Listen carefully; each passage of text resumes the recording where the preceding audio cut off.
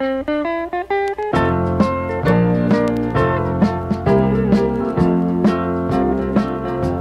stand for Jesus and let the world go by. I'm gonna claim his promise, he will supply, and we'll walk together, the Lord and I. I'll stand for Jesus and let the world go by.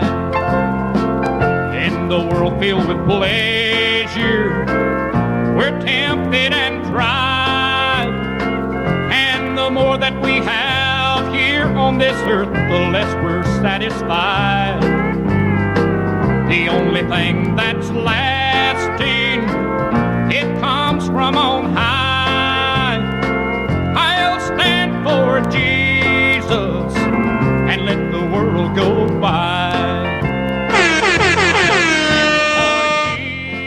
Well, fitting Machen horn on January 1st, a date which is significant in the history of American Presbyterianism and the Reformed tradition. Welcome to PresbyCast.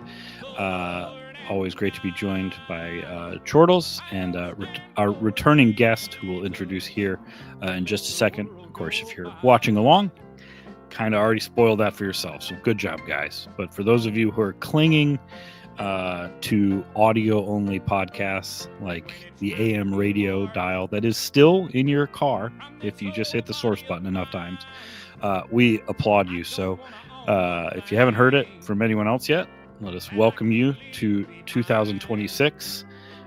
Please remember, things are not as silly as they are going to get, and you know, we're in for one. So let's try to enjoy it and talk about Machen.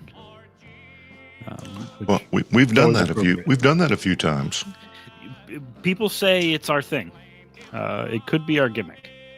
I haven't really been called out on it, but I just sort of did. I went on a multi-post fit today, and nobody complained, so I kept doing it. But I couldn't stop with the Machen commemorative posts. As our guest knows, the events of his death are compelling and interesting, and you can just keep digging into it. And it says something about the man. My own pastor loves to talk about people who die well, and Machen died well, but he lived well too. So we have one of the 2 or 3 people on the earth today who knows more about Machen than the other several billion people, and that's Danny Olinger. And Danny, what is your you do several things, but tell us what you do for and with the OPC, and then we'll jump into it. Well, thanks for having me. I'm an Orthodox Presbyterian minister who serves as the General Secretary of Christian Education, but for Machen purposes, since 1992, I've served on the OPC's Committee for the Historian, and so I've produced all sorts of materials and things promoting Machen over those 30 plus years. That's a long time, and I didn't know you'd done it for that long. Of course, I think the OPC that's a pension's worth of years covering Machen. Yeah, you could retire on that. I think the OPC now values its history, but I kind of get the impression that somewhere, I don't know, in the 60s or 70s, they sort of forgot. Is there something to that? And did people like you and Daryl Hart and others, the Dennisons, sort of bring that out of the archives and maybe reinvigorate the interest in Machen and others sometime in the last 30 years? Oh, I would definitely say Charlie Dennison and Daryl Hart are the 2 main figures. Charlie was the one that I got my foot in the door. I begged him for about 1.5 years to let me serve, and I think he just got, just to shut me up, finally let me, do the gopher jobs. But in 1981, the OPC was ready to merge with the PCA and RPCES. And the thought was, why do we need a historian when we're going to merge? And so when it came to the election of the historian, it was only thought to be like a 6-month job. And Charlie Dennison got nominated because 1981 was the 100th anniversary of the birth of J. Gresham Machen. And Charlie had written a fantastic paper on it. And so people thought, well, Charlie likes Machen. He loves the OP. He could be the historian for 6 months. But then the Lord had other plans for us. The PCA voted against us joining. And lo and behold, Charlie was the historian. And pretty soon he read a dissertation from a young doctoral student. And he was blown away by how good Daryl's dissertation was on Machen, which you can get as Defending the Faith. And together they really, into the 1990s, were just a powerhouse of promoting Machen. There you go. I've got the real dissertation. Now, ask There me you go. if I've read. I bought it on eBay for like $25. So I thought that was a pretty good purchase. It's still the best book. I mean, as much as I love Stonehouse's biography, and it's gold, Daryl's is the one that's profound. And then Charlie has more short writings, and the short writings are just tremendous. So that threesome right there is gets you going with Machen. And then when Daryl put out the shorter writings of Machen, you had everything. You had the books, you had the writings, you had their commentary, and now on the internet, with everything that we find that's been archived, it's a feast. So it's an exciting time for Machen studies. Let's talk about the Stonehouse biography, because that's the data. That's kind of like the Rosetta Stone. It's where you start. It's actually free as a PDF on the OPC website. I'm not sure how you get there, and in fact, I didn't really promote it because I wasn't sure if you really wanted people to know that it was free. But I have a PDF on every computer that I have. So if I wanted to do a Substack post, I just opened the PDF and started doing Control F and finding topics and subjects and quote it, and it's wonderful. But what Daryl did was draw lines between. He put it in context more. I mean, Stonehouse didn't have the context that we have now. Looking back for the cause and effect of all these things, but Daryl and the thing I like about Daryl's book, Defending the Faith, each chapter has a standalone feel. You can pick that book up and read any chapter, and it's fulfilling. You don't feel like you came in the middle of the story. I've even got a copy of the old Henry W. Corey book. That's interesting. We started reading that and recording it years ago. Never finished it, but yeah, Stonehouse is where we start. But how biased was Stonehouse? I mean, I know some people take issue with the way he described Machen's one true romance, which didn't work out. And also some of his remarks about, Machen's teetotalism, views on alcohol. There have been allegations that he's a little biased in some of these areas, but what do you think about that? Well, I think that Stonehouse's scholarship is great. He spent 17 years on it. His reliance upon the primary sources is where he put the bulk of the time. With the incident with the lady, there's a letter that was written immediately after Machen's death by her to Machen's brother, Arthur. And you can see the relationship there that there was something there. It was not made up. And so for those who want to go after Machen, see, the two ways they always went after Machen. In the 1920s, they went after Machen and said he was a wet. In the 1930s and beyond, they said he was a homosexual. He had no proof. I mean, it was just a takedown. And so when Stonehouse, did he perhaps put more in than he should have? Yeah, I could see that. But I've written a biography, and you have to make choices. And I believe that was part of the narrative that he was making. And again, I think he was driven by the letter that was written after Machen's death to Arthur. So just kind of confirming that there was this relationship. But no, it's brilliant. I think Stonehouse's argumentation of the press train conflict is profound. And you put that together with the press train conflict, which Jim Scott a decade ago made the great case that Edwin Ryan had lifted it from Machen, that this was Machen's manuscript that Ryan had lifted. You put those two together and you basically have the basis for understanding what was at heart of the struggle. So very, very regrettably, during the Revoice controversy, Greg Johnson, PCA minister at the time, he tweeted once and sort of implied that, well, maybe Machen was same-sex attracted, maybe he wasn't. And I pushed back hard on that and got blocked by Reverend Johnson, who's no longer in the PCA or indeed any denomination.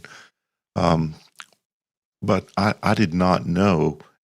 I could imagine that because Machen was single, that there were whispers about him, but I've never seen it in print. So you're saying that you've got evidence that his enemies not only, suggested that because he was a wet, that he supported alcohol, and he was against prohibition. But you're saying they also whispered about his sexuality, and I've never heard that before, though I assumed it. Yes. So here's what I would say in regard to Machen. His father married when he was 45 years old. His father was 21 years older than his mother. His father was 56 when Machen was born. That's Machen's age at death. His father lived another 34 years after that and had a very vigorous life, and the interaction with his son was great. There was that sense in which I don't think that Machen was that alarmed. I think if the Lord put the right woman in his life, that it would have happened. But he was from 1920 to his death, every single moment was taken with the cause of Christ in the church. When he was both at Princeton and in Philadelphia, when the seminary used to be down in Pine Street, he would walk diagonally across the streets because he didn't want to waste any time. But as he did so, he would take his unopened correspondence from the one side of his jacket, look at it without lifting his head, walking across the street, read it, and put it in various pockets, whether it would be read or whether it needed to be responded to in his jacket, to utilize the 10 minutes that he was walking to the seminary. There's not a wasted moment in this man's life. And You guys, he's he so devoted. even made jaywalking more efficient and effective. Like, it's already the fastest way to cross the street, and he took his most incredible civil disobedience and still made the most of it. Yeah, he really wanted that overturned. I think he went to the city council, wherever you go, and he tried to passionately make his case, but I think he continued to break the law. Yes, he very much went diagonally and just all of my children know the virtues of jaywalking. Great. Yeah, and I wrote a piece called Machen versus Women, the War He Never Fought, and it was largely about female officers. And that didn't seem to be on his radar, though you may know something about that I don't know. My argument was he didn't talk about the female deacons and elders. By the time he left the PCUSA, there were female elders in some churches.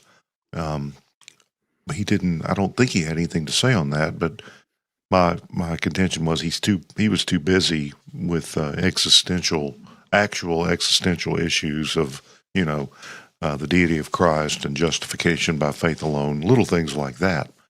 But he was also at some point almost too busy to get married. It was, and of course, he was a mama's boy. We'll put the positive spin on that. But he was busy with family. He was devoted to his mother, especially after his dad died. Spent a lot of time on that. Maybe I'll put a link to this piece in the show notes. But it's an interesting question. So on the female officers issue, have you seen anything where he ever wrote about that or corresponded? Because I think, was it McCartney who actually had a lot more to say about that than Machen did? Yeah. So was it 1930 or 1931? You find like 7 female ruling elders in the General Assembly, or I remember reading that. Well, 1931 is when his mother dies. And I just think that, again, Westminster Seminary gets started basically 1 month before the stock market collapses. His mother dies 2 years later. I think he's just busy keeping the seminary afloat with his own personal funds. And then again, the relationship, writing his mother, she was his confidant. She was the one that he shared everything with. And he credits her with teaching him about Christianity, in that he basically says, anyone who ever knew my mother knows that at the heart of the Christian faith was Jesus Christ, the Son of God, dying on the cross. It was his shed blood for sinners. And to deny that, to deny Christ's atoning work and the supernaturalism of the Bible, is not Christianity. And he credits that basically to his mother. So yes, I very much was searching to see if he would say something. He didn't. So why he didn't, I don't know. But then again, the Presbyterian Church at that time is what? You have 20 synods. You have almost 300 presbyteries. You have over 2 million members. There's a lot going on, and so I wish he would have said something, just like I wish he would have said something about Bart, but you can't find anything. Yeah, and it's interesting that one of his many 2 or 3 main nemesis, Robert Speer, he and his wife in 1928 were kind of the driving force to try to get female officers in the Northern Church. Wow. And I think there were 3 overtures there were 3 proposals, and one of them would have allowed pastors immediately, and would have just made all the offices unisex, and that failed.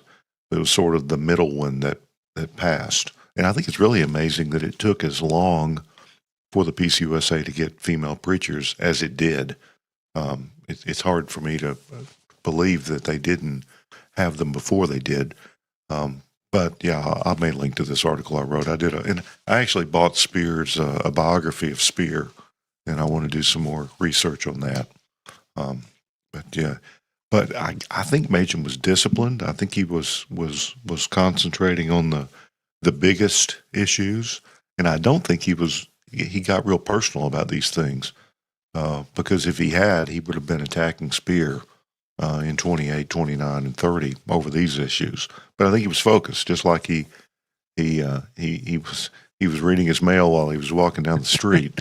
I think he had his eyes on the prize, on the most important things. But no, that brings out some of his character.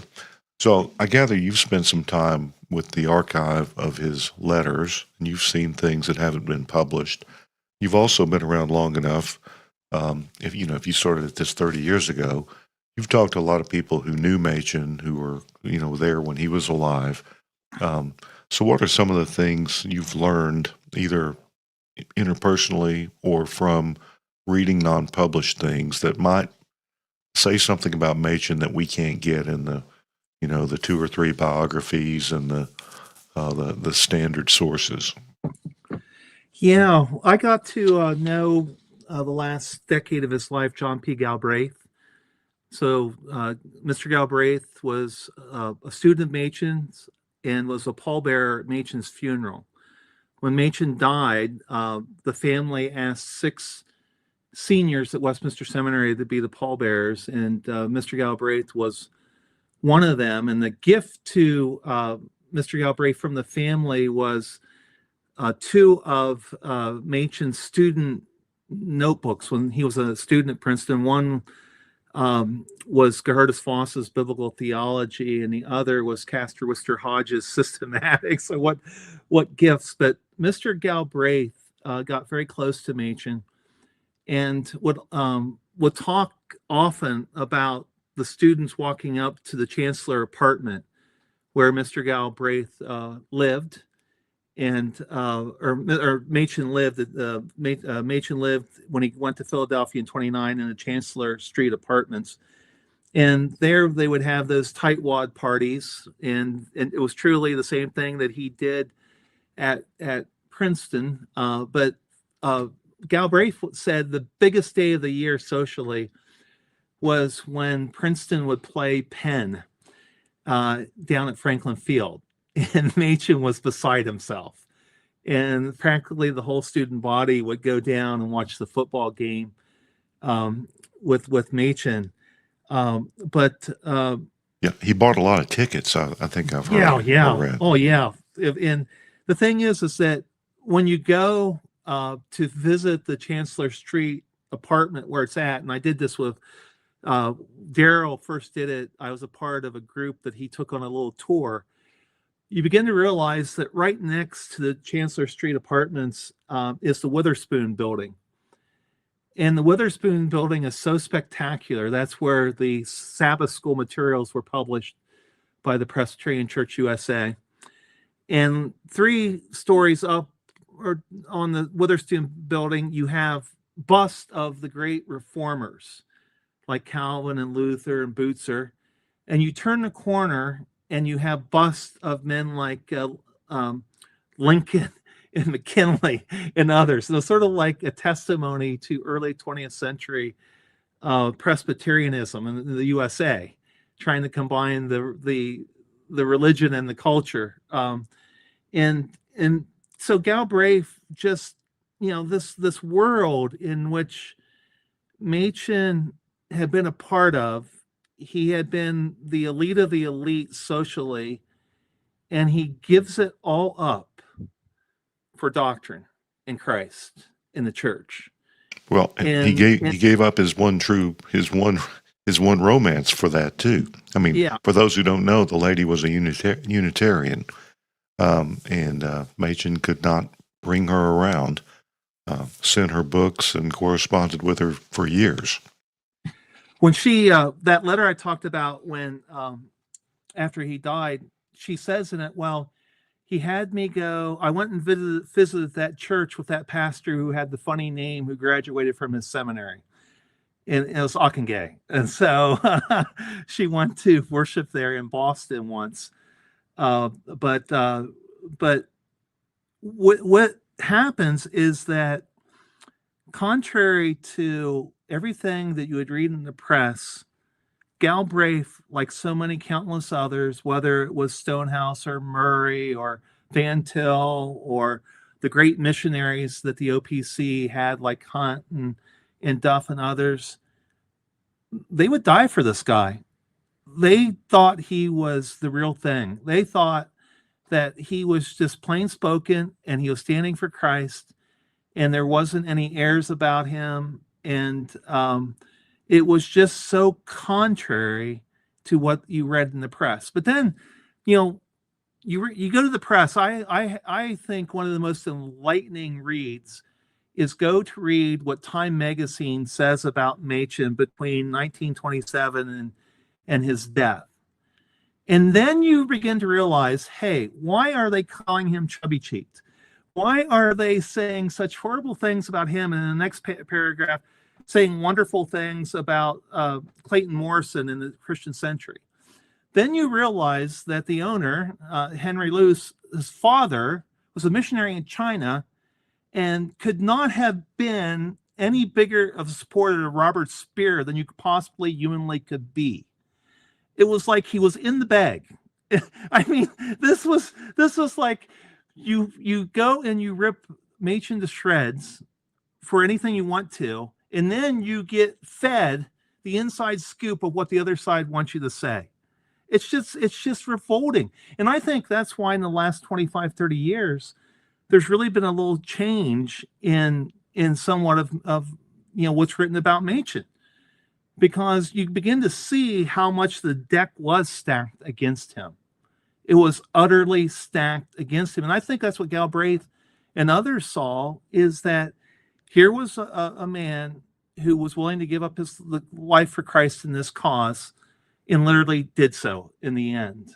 And I think one of his greatest legacy then is all these young missionaries that ended up coming with him, even though they weren't going to have money to go to fields that were maybe attractive, maybe they had to live native, but yet they end up doing great work. And I believe that arguably, I think this is a passionate case can be made that the greatest Protestant missionary, not just the greatest Reformed missionary, greatest Protestant missionary of the 20th century was Bruce Hunt in Korea. And Bruce Hunt was devoted to Machen. Yeah, so most people that know anything about Machen know that he was accused by his the other faction at Princeton Seminary of being temperamentally defective. No. They just made up stuff about him, like his family wealth came from bootlegger or liquor stock. It sounds like something Michael Scott would use to get rid of Toby in the office. Like, Jan, he's temperamentally defective. I can't work with the guy. But I was struck today, listening again, reading again, the account of Samuel Allen, who was with Machen when he died. Those last few days. Machen's probably under an oxygen tent, and he was in the hospital for about 3 days. There was a supporter of the Auburn Affirmation in the area. Yeah. And he came to visit Machen, and that kind of made Machen mad, because Machen thought, this is not the time. We can't really argue this out. And he was very apologetic when he was talking to Allen. He said, I don't want to be harsh. This is just not the time. But he felt bad about not feeling good about this guy coming to visit him, I think Machen was a pretty nice guy. He was intense. And I think maybe he kind of got his feelings hurt, maybe held a grudge or two in his time. But on balance, given what he went through, the lack of bitterness and is pretty striking, I think. Yeah. So Machen was very indebted, very fond of those students who were at Princeton who followed him to Westminster, and Sam Allen was one of them. So Sam Allen entered Princeton in 27. And in 29, when Machen left, Allen left. And so, Ever DeVelde, who basically was the person who a decade later came up with the name Orthodox Presbyterian, was one of those, and others followed. But so Allen is in this little place outside of Bismarck. So Carson, Leith, and Lark. And, the most famous thing that ever happened in these three places in the 1920s was that Lawrence Welk would come play at Lark. And so that was the big event, like in the 1920s. And so here's Machen coming, and he's sick. Now, on Christmas Day, he had been out on the family farm in Virginia. And the last picture we have of him was the Christmas Eve with his brother and is out there, and he doesn't have a coat, doesn't have an overcoat. But I do think there's a sense in which if his train passed through Chicago, then, there is evidence that there was a pandemic going on at that time, and he definitely could have caught that. Charlie Dennison had always told me that he loved to do a movie about Machen. And the movie's opening scene was going to be Machen on that train going from Baltimore out to Bismarck and all the events that had happened. But he gets out there, he's sick, and yet he goes and he preaches. So I got to know a dear saint. I only know her married name, Joanne Vandenberg. Joanne went to be with the Lord last year, but she was a 7-year-old. And so she was there, and she basically said he was preaching, he finished, you could barely hear him, his voice was very quiet, and then he collapsed. And so everyone knew that there was something wrong. Joanne ended up a lifelong member of the OPC. Her husband was a ruling elder for decades in Carson. Her family, she was so devoted to the church that they kept 8 beds in their basement. For every time the presbytery would come to Carson, people would line up to stay with her because they would get the greatest breakfast and the greatest hospitality. And the last time I saw her, she was in her 90s. We were at Harvest Church OPC in Grand Rapids, and we had an event. And I had snuck back out and to take a look, to say goodbye to her, and I found her sweeping the floor. She must have been like 92, 93, 94. I said, Joanne, what are you doing? We'll do that. And she just had this biggest smile, and she goes, Danny, this is just like a presbytery meeting. I just love it. And again, it's just, how do you describe Machen with all this going on, heads on a train to a tiny little place in which there's 3 churches that a circuit rider, Sam Allen, is preaching at, and he's not going to say no, because it's important that these people are encouraged in the stand that they have taken, and that they are encouraged in the faith. And he goes and he does this, and you never know how the Lord works. The Lord works in mysterious ways. Here's a little girl, 7 years old, sees it. Her parents bring her up in the fear and admonition of the Lord, and she has the most wonderful life in which she touches so many people. That's, I think, the story of Machen at the best. I mean, that's the case that Denison was making, that that the Westminster standards are unique in that you see both as it's based in covenant theology, you see both the humiliation and exaltation of Christ. And you see that the church that is bound to Christ passes from humiliation to exaltation. And even though this is not the path that Machen would have taken, the Lord blessed him in that path.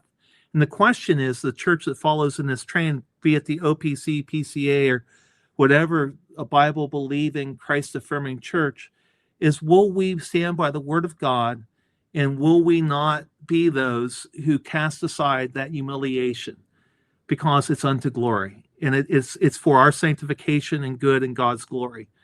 And so these are the things I think that, Sam Allen, I think, had a grasp of that when you read that account, that moving account, because he says at the very beginning, it's cold out here in North Dakota.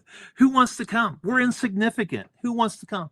He is a busy, important man who wants to come, and you can't talk him out of it. Yeah, and it was these 3 churches in North Dakota that Machen's final mission was to. They had already tried to leave the PCUSA. Yep. Now, none of them were able to keep their buildings, so they suffered a lot. But they weren't PCUSA churches thinking about leaving.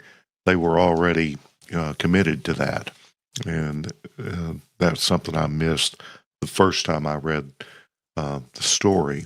And of course, there's one OPC church and one mission in North Dakota today.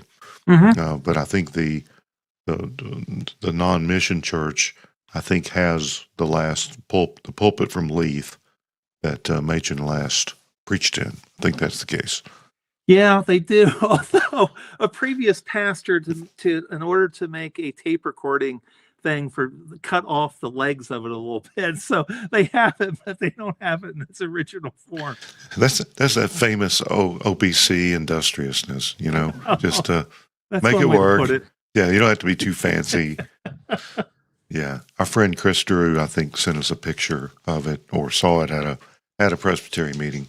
So yeah, it's still there. And of course, the little town of Leith has 30 people in it or something like that now. I did find a Google Maps image that had the last remains of that old church building in Leith. Yeah.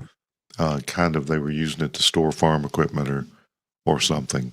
Well, they could have been making illegal things in there for all I know. It looked pretty rough. I was very impressed. I saw that you had the picture of the hospital in Bismarck. And that is the one error in the OPC historical video. When we put that together in 1995, we actually goofed and we put in the Bismarck Library instead of the hospital.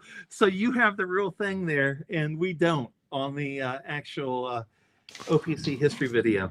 Well, the face of the building is still visible if you go there today, but there's a skyway coming right into the middle of that prominent facade.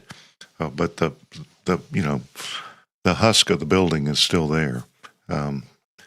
And it was a Catholic hospital. Machen died in a Catholic hospital. Saint Alexius, kind of ruled with an iron fist by this prominent nun who either founded it or really turned it around. It was supposed to be a good hospital.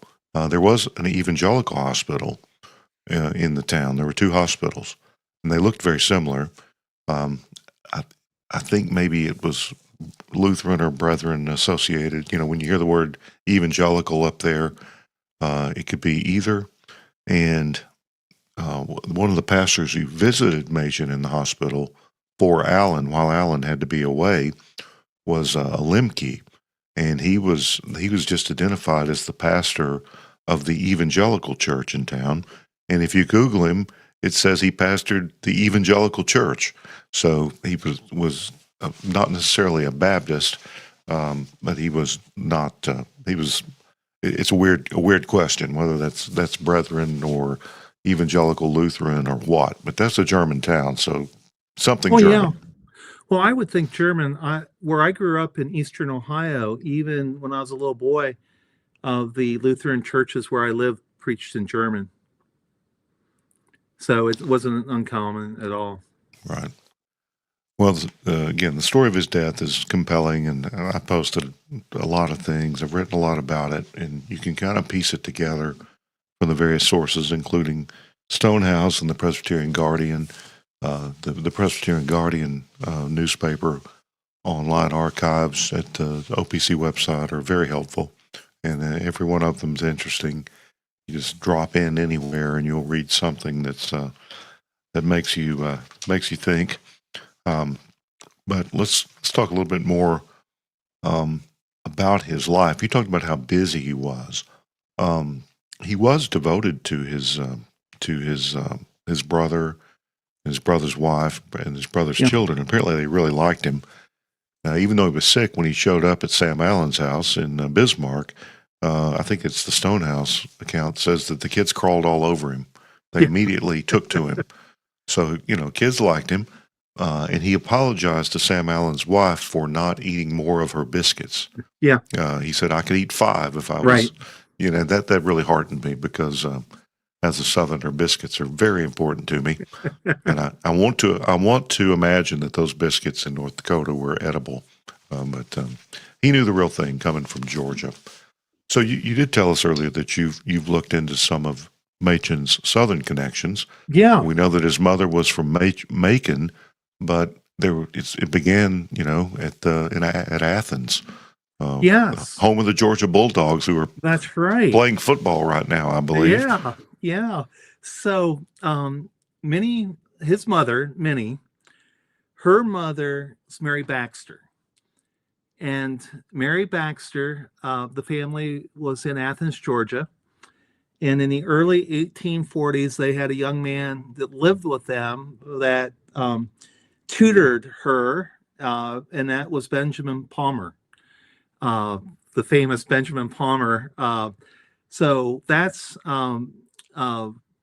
where, as far as his Presbyterian ties go back to Palmer being a tutor for his grandmother. And so she, Mary Baxter, met her future husband, John Gresham, at the new membership class at the church there in Athens. He was a very godly man. They married. They moved to Macon, Georgia, and he became a ruling elder in the Presbyterian church there for over 40 years and a state senator, and was just a godly man. All the accounts of him are just wonderful accounts. But he ends up in the church where Joseph Wilson was pastor in Macon. So when the Southern Presbyterian Church was started in December 4th, 1861, the first moderator was Palmer, Benjamin B.M. Palmer, and the clerk was Joseph Wilson, whose son became much more famous than him, Woodrow. So you had Machen having a connection. Whatever happened to that Woodrow guy? Did he ever do anything? No. He was a Christian prince. I tell everybody, we've had one.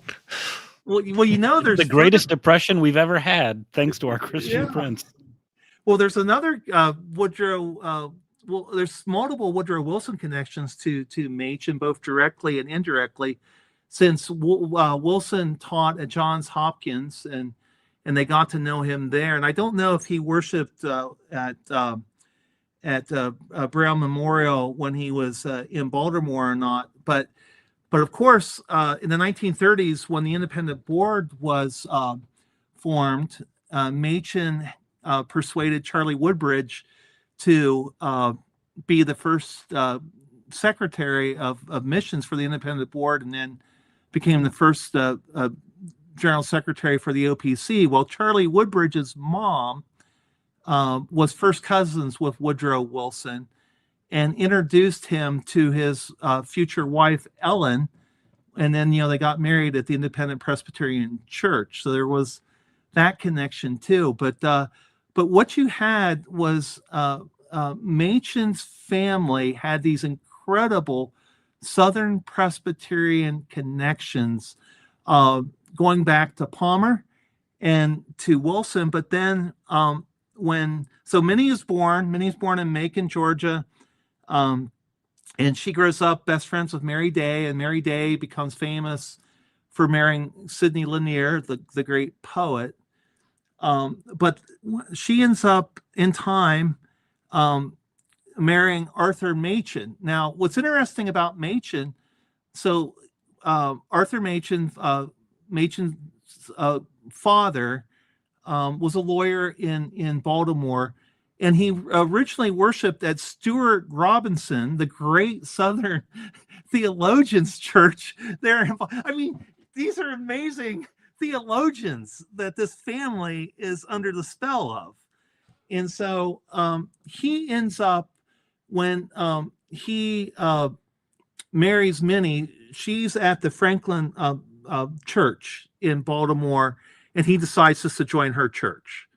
So they end up there. It was the southernmost Presbyterian church in Baltimore. And so Minnie Machen is such a godly woman.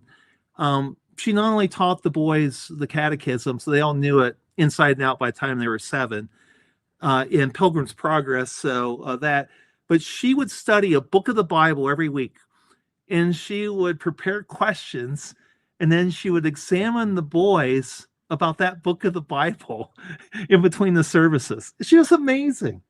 And that's why I think when Machen got to Princeton, he was like, I don't mean to sound arrogant, but you read things like he's thinking, I know more than these students when I was 12. He'd been catechized, he'd been raised in the Bible. And then he had the great Gildersleeve, who was a ruling elder at his church, teach him Greek. I mean, it all just came together. And he was, and on top of that, he was a genius. I mean, he was first in his class everywhere he went, and he really didn't exert any effort in studying. So, yeah. Now here's a tidbit about the Franklin Street Presbyterian Church in Baltimore, which was a Southern church. They had their hymnal was a Northern church hymnal. I have one. Someone bought it for me recently. So the hymnal they used was published by the PCUSA, and I'm gonna do some scans and take some pictures and post about that. But I have a hymnal that very well could have been used by young Machen, or certainly Machen's parents. And it's not the best hymnal. It's there were better ones, but I'll post about that. It's not in great shape. I don't have it here where I can put my hand on it. You've read Machen's review of the 1933. Oh yeah. Oh, that's one of the great reviews. That's probably one of my top 5 favorite reviews of all time from any person. It's such a great takedown of that hymnal. But I love it when Machen just adds the line. So in the previous hymnal had come out in 1911, but there had been a war edition in 1917, and Machen was somewhat disturbed that the Battle Hymn of the Republic was added to the 1917 edition, because he did not equate the coming of the Northern armies with the coming of the Lord. And so it's just one of the great, he can't help himself. And I'm so glad he couldn't help himself in putting that in there. Yeah. When I've asked Daryl before, he was born into an environment that was not the best for worship in the Presbyterian church. I mean, they had soloists and there were a few psalms sung, although the hymnal was full of psalms. It had a bunch of, it was a Psalter hymnal, really, that he grew up with. Whether they sang the psalms, I don't know. But it was sort of that just barely post-Victorian, sort of sentimental, not the best period for worship in the Presbyterian church. But I asked Daryl, I said, what did Machen really care about worship? And he said, well, the best evidence that he did was the review of the hymnal that you've cited. So it did show that he cared a lot about what was sung, and one must assume what was done during the worship service as well. But he never pastored a church. He was always a supply pastor or an occasional pastor. So he wasn't really confronted with let's fix the liturgy. Let's do better. One imagines at Princeton when he was kind of long-term stated supply before Uncle Henry ran him out, that he didn't have a lot of impact on that church during that time. But that's just my guess. Well, one of the interesting things, and when he was brought to trial, he talked about the tactics that would be used. So there was obviously moving the previous question, but there was also, whenever his side might be making progress in something, they would then move to have a time of prayer. Oh, I've been there. I've been prayed against at Presbytery before. Yeah, but the thing that really got his goat was that they would stop to sing the hymn "Blessed Be the Tie That Binds" during when things like that. So that was not his favorite hymn at all. He makes mention of his distaste for the use of that hymn in that way.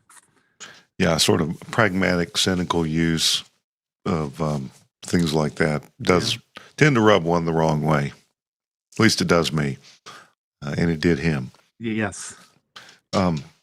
So Machen and preaching, if you look at his sermons, which are written down, you can read them in about 15 minutes. They were more. It seemed to me they were typically more homily length, and he wasn't doing a lot of. I mean, I'm sure he did the exegetical work before he preached, but they're not the sort of exegetical sermons that we would be familiar with in the the second half of the 20th century and up until today. in most Reformed churches, and even John MacArthur type things, R.C. Sproul. Often, I guess what was recorded was when he was being a controversialist, so there was more polemic there. They had that weird tradition that, like, the Sunday before General Assembly, all the big shots from the two sides, the factions in the PCUSA would all preach at prominent churches. That happened in early 30s, I guess, when they were in Denver or Colorado Springs or something, and they were like dueling sermons covered by the newspaper. Yes, and that's a little unseemly, I guess, but his preaching was different. Maybe the best. I don't know, his radio sermons, which we could talk about, which they figure into some of the events around the end of his life. They are incredibly well done. I mean, it's just amazing how I hate to use, I'll use the buzzword, gospel centered they were, and how evangelical they were. There was an appeal, extremely earnest appeal at the end of most of them that would put a lot of people to shame. But he didn't preach the way your average OPC or even PCA preacher preaches these days. So, any thoughts on that? You may have seen longer sermon. You may have seen longer manuscripts than we find in the compilations and stuff. No. I love your comment about the preaching that takes place. So, 1925, before that assembly, the assembly. The 1925 assembly that Charles Erdman ends up becoming the moderator, Henry Sloane Coffin preaches at Washington Gladden's Social Gospel Church in Columbus prior to the assembly starting, and basically goes after Machen and others, and basically says, in his sermon that what the fundamentalists are doing is something that the Holy Spirit doesn't do, because of who is a Christian and who isn't a Christian. And so he comes into that assembly and then has his 2-hour meeting with Erdman after Erdman's elected moderator, in which Erdman knows that presbytery, there's the threat of them pulling out the presbytery of New York if the ruling goes against them and stuff. So it's almost like the use of a sermon there politically to let everyone know this is going to happen, and having the protest prepared and read immediately, and things like that. All things that were staged. Machen wasn't like that, but I do think that Machen didn't have time, particularly once Westminster started, to really work on his sermons like he wanted to. There's a little account. So he is tried in Syracuse, New York, June 1st, 1936, found guilty. That Lord's Day, he had preached there in Syracuse. The OPC started, what we now know as the OPC started 10 days later. But he ends up in September going down to Cincinnati to help with the start of the Presbytery of Ohio and Trinity Church in Cincinnati. But a main reason he's going down there is that the widow of Frank Stevenson, I think it's Mary Shillitoe, of the Shillitoe department stores, is perhaps the biggest financial supporter of Westminster Seminary and going to be a big financial supporter of the OPC. And he writes her a letter in advance and tells her he has been so busy that he didn't have time to come up with a new sermon. And he apologized to her that she was going to hear that Lord's Day, the same sermon he had preached in Syracuse. So I think there's a sense in which, he was not cranking out new sermons, but I think the last 2 years of his life, particularly when he had the radio addresses, he was doing some new material. But the sermon is probably one of his the two that really stand out: the separatistness of the church, which was the earlier sermon in the 20s, but Constraining Love, which he preached at the Second General Assembly on November 12th, 36. And Constraining Love is brilliant in that it basically is an exegesis of 2 Corinthians that's an utter defense of limited atonement. And yet at the same time, it's an utter defense of the bonds that the brethren are to have in Christ in this new church. And it also is a polemic against the fundamentalists that had joined the OPC that either were still holding on to dispensationalism or to some forms of D.L. Moody's evangelism. And he was basically saying, we're going to be a doctrinal church that's going to defend limited atonement. So that, I think, on those sermons where I think he had time, like Constraining Love is brilliant. But I think there's others that, it's sort of like one of the great theologians in the history of the OPC was John Murray. Love John Murray. Reading his sermons are pretty dry. So sometimes there's a sense in which it's hard to say what it's like in the moment, whether they stick to the manuscript or not. But I definitely agree with your sense of what you've read from Machen, from what we have for the most part. Yeah, there's the book that has the one series of sermons, The Person of Christ, Mm-hmm. and then there's in Things Unseen, that recent book. There's another series in there, and I think maybe the last sermons are part of that one. I think what I've gotten out of those is that he was this is not a surprise, but he was a high-level theologian, theology proper. And I wonder if he had lived, what he would have worked on. Because, his Trinitarian theology was just really good. Attributes of God, of course, the deity of Christ, all that. But you wonder where he would have gone, had he lived another 20 years. It would have been wonderful to see. Yeah, I don't know, but I will say that I think in regard to the combination of style and content, he's unrivaled. His writing is just so clear, precise, and yet beautiful. I tell young men aspiring to ministry all the time, you want to become a better preacher and theologian, read Machen. He'll help you on both accounts. So I would have,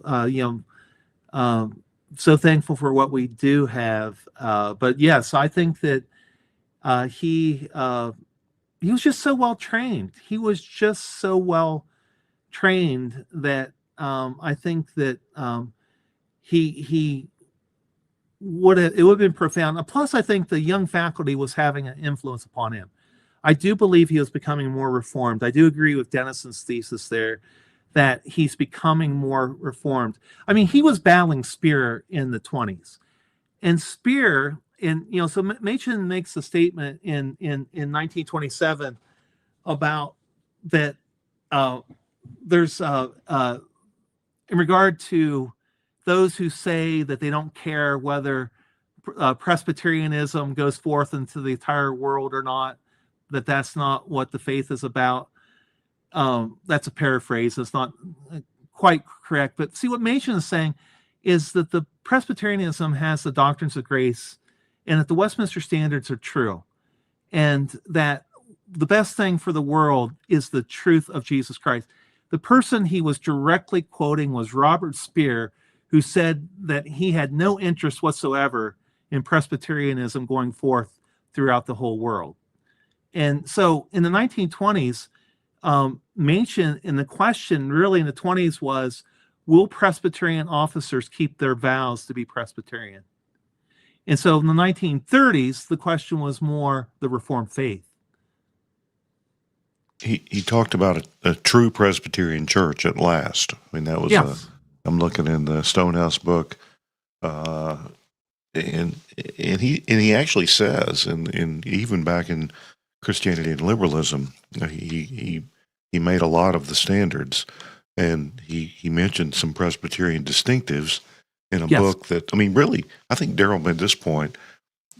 Christianity and liberalism was about the Presbyterian Church. It wasn't conceived to appeal to all the main line or fight all those battles the way maybe some others were. So he's more Presbyterian, I think, even in the 20s than a lot of people would maybe think. If you pay attention to what he says, but he was probably growing in the Westminsterian doctrine. I think, I don't know I don't know where covenant theology was in the conservative Reformed world at that time, such as it was. But certainly that development would have been interesting to see as well. Yeah. So the mainline church, the PCUSA and the United Presbyterian Churches merged in 1958, but they were talking about it as early as 1934. And in 1934, McNaughter of the UPs appeared before the General Assembly. Let me clarify. This is the two northern churches. The UP, I tell people, that's the Mr. Rogers Church, the United Church, because that's where he came out of, apparently, or from that tradition. Yes, so the United Presbyterian Church started in 1858. The PCUSA started in 1789. And so by the 20th century, the question was whether that they, by the 1930s, whether they should merge. So McNaughter goes to the General Assembly of the Presbyterian Church, and he ridicules the Westminster Standards. Jim Dennison, I remember Jim telling me once that apparently he even took off his shoe like a Khrushchev and pounded it on the table, ridiculing the standards, and got an ovation. There was applause. I mean, so Machen by the 30s is standing for a Calvinism that is out of favor in the Presbyterian Church. So, it became obvious by the reorganization of Princeton in 29 that there was going to be a sense in which he wasn't going to win the previous battle, but now it was turning to doctrine. And so he was, I think, the last years of his life was increasingly reformed. And so you read God Transcendent and other things, it really comes off as very reformed in character. Yeah, I think an underappreciated thing, you talked about Machen emphasized that they were going to be a church that held to limited atonement. Yeah. That was the first big chink in the northern church's armor when they let the Cumberland, most of the Cumberland church, which was a 4-point church at best, back in 1905, 07, 02, something like that. And they had the female officers. So really the virus of female officers was implanted right after the turn of the 20th century. So yeah, they go straight back to Cane Ridge, Kentucky and Tennessee. Sorry to say, and that's it always starts somewhere, and that was you can blame most things on revivalism, and there's one of them. Well, I would. This is just me. I would never print this or anything like this, but I think in 1906, if the progressives wanted to put a sleeper agent that would compromise the conservative confessional cause, Mark Matthews from the Cumberland Presbyterian Church would be my pick. Oh, that's an interesting guy. Very bizarre guy. So in 1912, he's the moderator of the General Assembly. So it probably is then the first Cumberland guy to end up being a moderator. Well, why did they have him as moderator? Because he has the largest Presbyterian church in America up in Seattle. So it comes to the 1924 General Assembly, and this is the conservatives' last hurrah. McCartney gets elected as the moderator, and for the Overture Committee, McCartney puts Maitland Alexander and William Jennings Bryant as the chairman. And what happens is that there was an overture. They were the Bills and Overtures Committee, and there was an overture in regard to the Auburn Affirmation signers. And what happens is that Bryant and Machen and Alexander recommend out of that committee no action. When it gets to the floor, Mark Matthews is the person that moves to table the motion, to kill it, so that there was going to be no action taken against the Auburn Affirmation signers. He comes back the next year, 1925, and he's the one that proposes to Erdman create a special commission in order to deal with these problems, and that passes. I don't know of two more disastrous decisions in the whole Presbyterian conflict, and he's at the heart of both of them. And the guy, to him, the gospel is passing the Volstead Act. I mean, that to him is hallelujah. The Lord is coming. We've got prohibition. He considered he was a Machen supporter for a while, but he certainly dumped him pretty quickly. And there's the guy who wrote the and I think I found on archive.org the full text of the Mark Matthews biography, written by a Lutheran who taught up there. I'd love to have him on the show and talk to him about this Mark Matthews guy who came out of Georgia. He was Cumberland, and I think he was briefly maybe PCUS. And then he had this mega church that was actually a multi-site church, and he was a fundamentalist social gospeler. And it's just the most bizarre guy.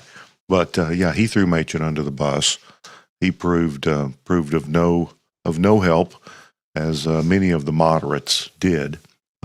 So when you talk about Machen being a fundamentalist, he wasn't that kind. He wasn't the Mark Matthews kind. But I don't think Machen roasted him.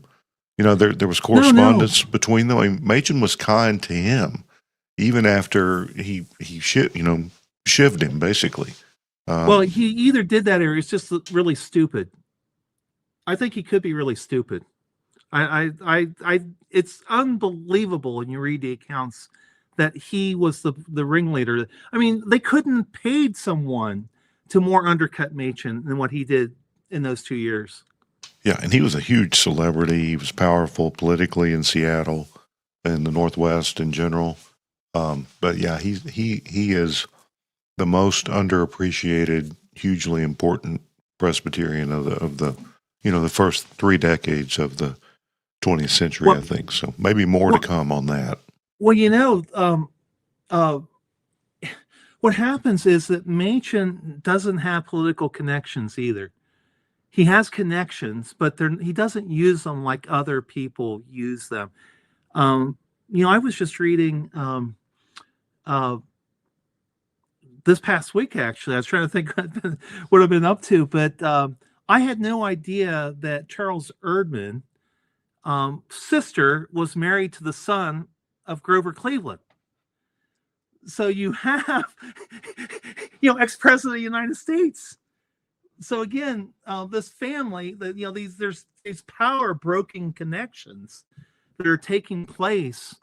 That that Machen, he basically, in some sense, is up against a machine in which he has no earthly chance. Yeah, including some of the Dulles family, who now have an airport named after them in Washington, D.C. So, it's. And I guess I first read Daryl's book, Defending the Faith. I became a Presbyterian in 2003, 2004. By 2005, I was reading that book, I believe. And so about 20 years. And then I read Christianity and Liberalism after I read Daryl's book, I think. And I was very impressed with his. Not everyone does, but I think a lot of Machen's political.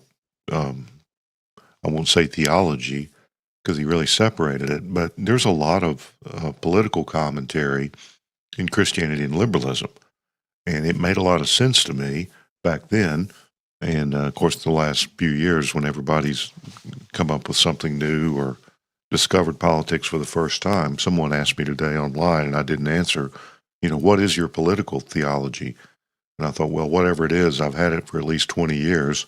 And I don't know if I got it from Machen or if I just, he confirmed what I already believed about a lot of things. But I haven't changed in the last 20 years, for better or worse. But Machen valued freedom. He actually, people say, oh, Machen was a racist. He opposed segregation. He advocated for the rights of minorities. He used that word, immigrants, people who didn't speak English. He was against fingerprinting. He was against big government in general. And I've always been attracted to his political theology. And he, in a way that I don't know that anybody can today. As a private citizen, he was extremely politically active. He wrote letters to the editor. He testified before Congress. He was a member of an organization for a while called Sentinels of the Republic, which kind of took a dark turn a few years later. But I think it was fairly benign when he was. It was sort of an anti-New Deal group, and it became it after his involvement and after his death. It got weird. I don't know. There's not been a lot of research on that. There's not much information anywhere. I've got, if you have a newspapers.com subscription, you can go and read some things about that. But he was on like the national board or steering committee for that group. But it didn't affect his preaching.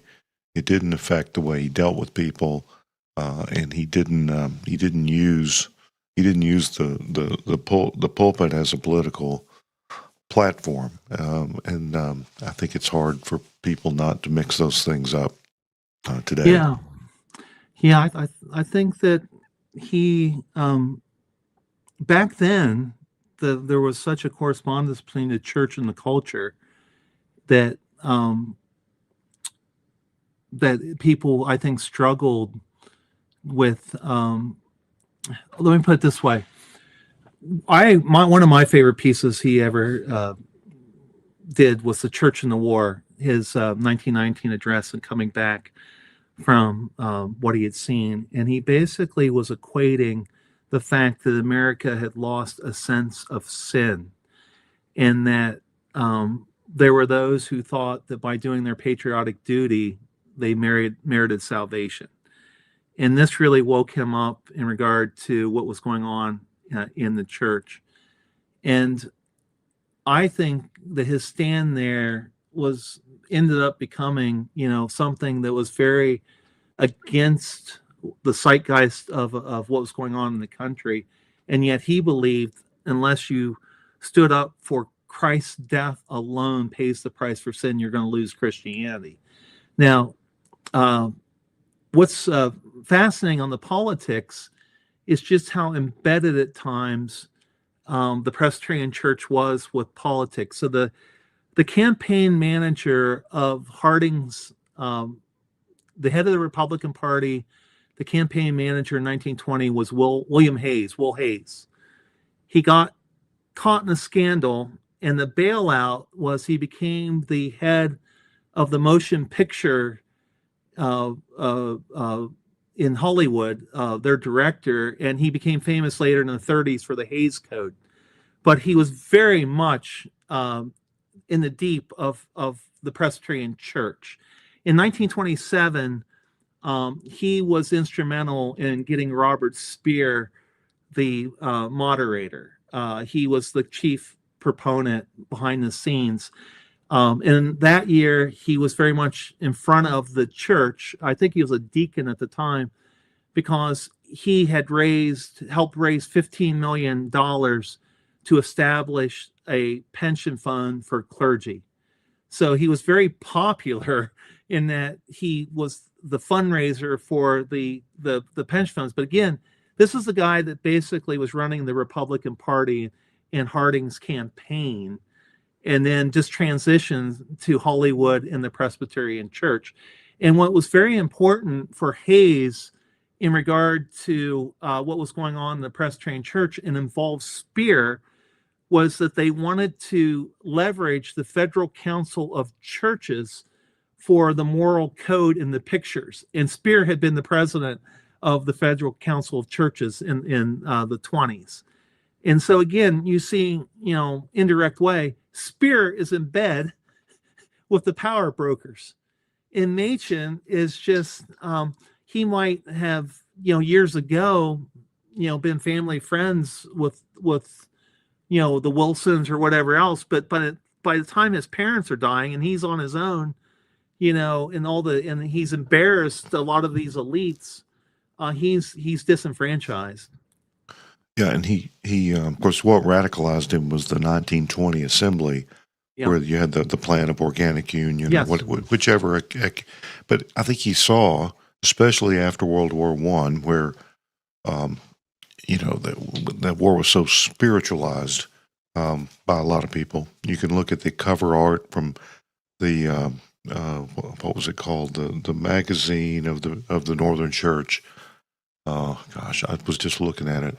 But they had these creepy art, cover pictures that were related to the war, and they're very romantic and just weird stuff. But he saw that the ecumenical movement was in service of Americanism. It was the idea was that we would Americanize. If you Christianize people, you Americanize them, or you Americanize them, you Christianize them. You clean up the dirty immigrants. The street urchins are not bothering you. You do all. He saw that an unholy matrimony between church and state, and the church being used. There's the famous section, Christianity and Liberalism, where he says, you have a new town, a new neighborhood, you got to have a church. And then he said, then he says, I wonder why the immigrants don't like us. We come at them with a club in one hand and a Bible in the other hand. It's just all over, even Christianity and Liberalism. He could see post-war that things were going wrong, and I think he would have been disturbed about a few things that many people would like to see happen today. Yeah, I mean, I think some of the most interesting reading that I've done in the last few years is the student volunteer movement of the 1880s and 1890s, and how all these young men. And Spear was in that, right? Oh yeah, because he was older. He was older than Machen. Yeah, he was the wonder boy, and so had been a football star at Princeton, and at 24 years old became the leader of the largest Protestant missionary group in the world, in the head of the Presbyterian Church's missions. But that group, which D.L. Moody and everything that went on there, you had John R. Mott, and John R. Mott ends up with the World Missions Movement in Edinburgh in 1910. Well, he was great friends with Spear, but what's interesting is that for many decades, the executive committee that worked with Mott on the student volunteer movement was J. Ross Stevenson. And so when you get to the war, it's like their ecumenical dreams are come true. All these Protestant denominations work together in the war effort, and they put Spear as the head of it. And, Stevenson is a main proponent. And so they come off the war, and Stevenson then leads the denomination into this plan of union. They saw it work in the war. This is what they've wanted for 30 years. Now they can achieve it. The only trouble was that B.B. Warfield and Machen and Oswald T. Allis and William Benton Green and Gerhardus Voss were all against it, because they realized this would be the death of the Presbyterian Church if you did this. Yeah, they had Christian nationalism live on the ground back then. It was a reality. Very good, and it just and Machen was against it then, and I think he'd be against it now. So you talk about all those bigwigs during the war. They kind of jerked Machen around. He wanted to preach, and he rarely got the chance to preach. I wonder if they were messing with Machen, because if you read the book of letters of his from World War I, he was just swimming in mud the whole time. It Well, was didn't he go and preach in French that one Lord's Day when he wanted to go see a play, and but then he knew he needed to go preach, and I think he went and preached in French. yeah. I don't remember that. I've read that book, but yeah. There's also an account of him we were talking about before we went on air. An account of him preaching. I think this was just after the war, preaching to some black troops, and he commented on their emotional worship and their music, and he claimed to enjoy it a great deal. But that was he would pretty much preach to anybody he could get back then because he didn't get many opportunities. So, but that's the letters from the front book edited by Barry Wall. I would recommend that. So as we wrap up, a why and a what if. Why didn't Machen respond to the invitations multiple times from the Southern Church and Southern institutions? Why didn't he throw his hands up and think, okay, things are not as far gone in the South. They may not be real Presbyterians more than we Northerners are, but they think they are. There's something to work with there. Why didn't he go back to the South when he had all those invitations to Columbia Seminary and to other places, to Bryan College, just not far south of me, named after William Jennings Bryan, who was also Cumberland Presbyterian. A lot of people try to just say he's a Presbyterian. Well, he was a Presbyterian of a specific kind and very much a politician. Why didn't he go south? And what would have happened both to the stalwarts in the North and the conservatives in the South had he gone back below the Mason-Dixon line? Yeah, Darrell would be better answering this than I would, but he was in the North from 1902 to his death. I know why he didn't take the 1927 invitation to be the president at Bryan Memorial. He told him too. Look, I'm reformed. I'm not a fundamentalist. Yeah, I think he was honored, but there's no way he was taking that. The other was more substantial. I think that I believe that Warfield really spoke to him in the teens. I think that he came alive to just what Warfield meant and what Warfield was standing for. I think that Warfield was having an impact upon him, and I think he felt the weight post 1921 to carry on Warfield's legacy, even though he told his mother that when they carried Warfield out, they carried old Princeton out with him. I think he felt the weight of that. But then again, here's Warfield, a Southerner who ended up, in Princeton for those 30 years. But that's a great question, in regard to that. Once he took the final step, in regard to the OPC being created, he was looking, I think, more north. He rejoiced that the Christian Reformed Church recognized the new church. You read about that. But Darrell or Barry would probably be the ones that could probably answer that better than I could. So he died about 7 months after the formation of the OPC, or was then the Presbyterian Church of America became the OPC. Has it ever occurred to you, as it has to me, that it was maybe a merciful thing that he was taken when he was, because it saved him the pain of the division that happened almost immediately in the OPC, and that he probably saw coming based on what the sermon you said he preached in November at the Second General Assembly. I mean, he was spared a lot of heartache, but I guess it was probably his students, Stonehouse and others, that held the thing together. So he had an effect, but he was spared the pain and misery of what happened in those early years. He was and he wasn't. I think from September until his death of that year were the most painful time of the entire period. That was the testimony of his niece, that he had confessed that nothing hurt him more than the events regarding the independent board, and particularly, H. McAllister Griffiths. And this is where the OPC had historically always gone wrong.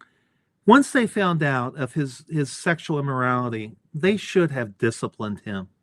I don't care if he was Machen's counsel. I don't care if the new church has just been started. They need to discipline him, and they didn't. And McAllister was an emotionally, he was an emotional wreck the rest of his life. Ended up in San Francisco. It's just a tragedy. But he really turned on Machen after it became known of what he had done. But they did not have him leave his membership or his participation in the independent board. And according to the affidavit of Machen's niece, it was McAllister Griffiths that cast the deciding vote that put Machen out of the presidency of the independent board. And that destroyed him. That, Machen just went into a funk. I think was that in 36? Yes, that was in November 13th, 36. Yeah, we kind of pass over that because, formation of the OPC, 7 months later, Machen's dead. I don't know much about that issue, but it's, something new and small is very vulnerable. I think it's one of the problems with some of these radicals that we see today.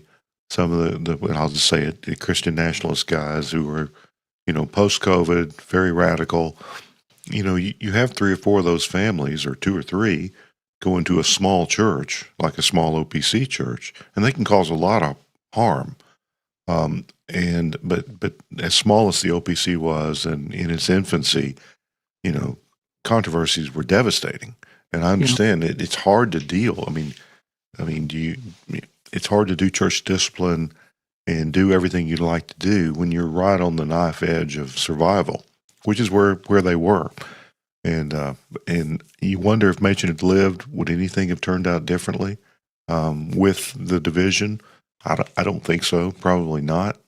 But it sure would have. It sure is interesting to think what would have happened had he lived. I'd love to hear what he thought about World War II. What he said and wrote about that would have been very interesting.